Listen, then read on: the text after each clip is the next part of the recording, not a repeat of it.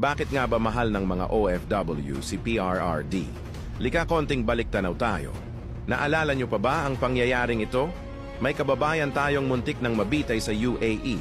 Pero ang tugon ni Duterte, sabi niya kung itutuloy nila ang pagbitay sa kanya, I will declare OFW total ban sa buong UAE. Nire-respeto ko ang batas nyo. Pero ang trabaho ko ay protektahan ang mamamayan ko.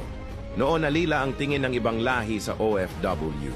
Pero sa panahon niya, binangon niya ang dignidad ng ating mga OFW para hindi na abusuhin ng mga amo nila sa ibang bansa. Pangalawa, 10 taong validity ng pasaporte. Kung hindi ka naman nag-a-abroad gaya ng mga OFW, malamang hindi mo ito maiintindihan. Pero ito ay napakalaking bagay. Dahil alam mo bang napaka-hassle, kumuha nito at talaga namang napakagastos. Pero sa kanyang panahon, pinagaan ito. Pangatlo, naalala nyo pa ba ang laglag bala modus?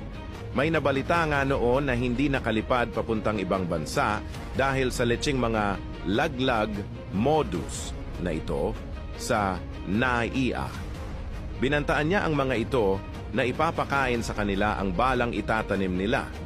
Araw lang ang binilang tigil lahat. Ngayon nyo sabihin sa akin, kung may ganito pa ba sa panahon ngayon?